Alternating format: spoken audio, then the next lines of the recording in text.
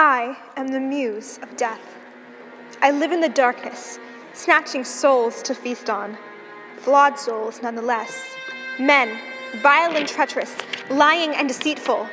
They are my prey, and they are always caught. Like the bait on a hook, their flaw, desire, is obvious. Desire to know, desire for fame, desire for love. They cannot resist. But everyone desires something.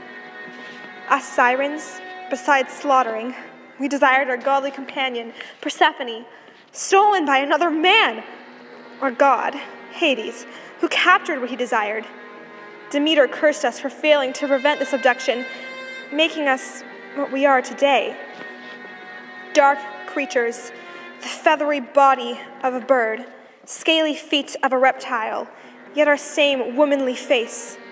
We lurk in the shadows of sea, waiting to give the fate deserved for a man. Only the Argonauts, led by the cruel Jason, had escaped this fate, but now the most haughty, brash, egotistical, and vain hero there ever was has slyly found his way past our tempting songs. Odysseus, the man had come from the kingdom of death itself, warned by Tiresias, the shade of the famous prophet, to curb his wild desires, and by the goddess Circe to resist our songs by filling beeswax in the ears. But Odysseus, with the same stubbornness all men possess, wanted to listen to our songs. As his ship pulled towards our dwelling, I could see his scared, struggling oarsmen thrashing at the oars, striving to pull away from us. Odysseus was kneading the wax for his crewmen. His hands, strong and sturdy, with the help of Helios's heat, formed the beeswax that would save his life. Then, with ears full of wax, Odysseus' crewmen followed his orders and tied him forcefully to the mast, ready to hear the sounds that so few had escaped to describe. Our singing began, the same enticing anthem which attracted all. We sung of Odysseus' greatness and flattered him with compliments of fame. We told him we understood his past and know more about it than even him.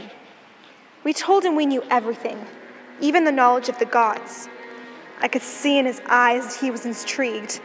Like all other men, and soon he could not control his need anymore. He struggled and writhed, pulling at the ropes with such strength man had never known before.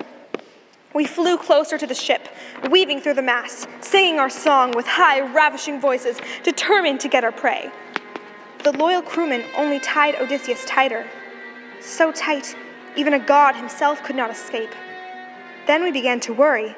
How could we capture these monsters of men? They must die. We followed the ship, but it was coming upon the monsters Scylla and Charybdis, and we knew not to disturb them. One of us sirens yelled, "Forget it," saying they would be killed anyway. They had no hope of survival. We all knew she was right, but we wanted our meal. Craving is our flaw as well. We sung until our throats were sore. We flew with the racing ship until our wings grew tired, until finally the goddess, who watches over us, Demeter, voiced her words through the open sea for us to hear, warning us to return to our home, give up on Odysseus and his men. We had no choice but to let the ship carry on, unscathed by our song. We, the sirens, live in the darkness, snatching souls to feast on. Flawed souls, nonetheless. Yet we could not snatch the soul of the great Odysseus.